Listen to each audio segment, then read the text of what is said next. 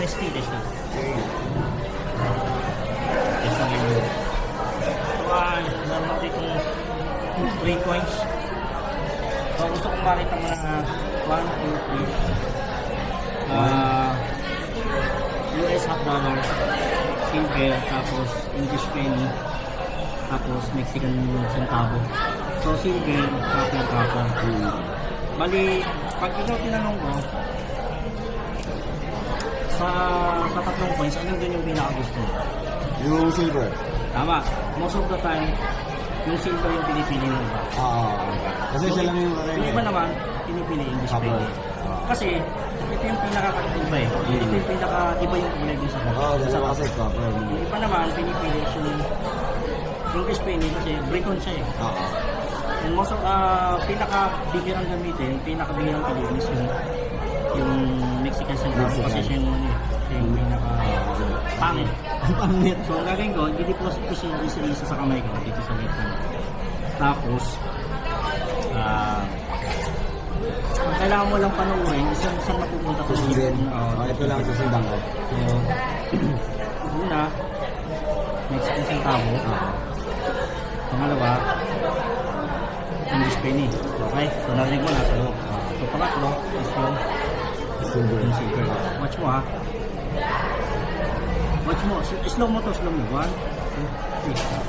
Pakita mo. Pumunta na dito yung silver. So, ayun yung silver. So, ulitin natin ha. Ito pangalawa. Ulit. Yun yung copper. So, ngayon yung penny. Diba? So, tatlong coins. Ano meron niya sa ilalim? Sige, isa pa. Medyo kinakabahan ako sa Okay lang yung kareta para makita mo. Expose natin. So, i-deposit ko ulit yung Mexican centavo. Teka na. Asan ba? Ayan. I-deposit ko ulit yung Mexican centavo. Followed by the English penny. Okay? English penny. Ngayon, kitang-kita mo na yung silver nandito. Watch mo ha. Tandaan mo lang kung nasaan yung silver. Kontragis ka. Net? Alright. 1, 2, 3. Nasaan? Nandyan. Ha? Nandyan. Dinipan mo. Hindi ko alam. Nasaan yung silver? Mabilis ang kamay. Magigero talaga eh. Nasaan yung silver? Hindi ko. Hindi, nandito siya.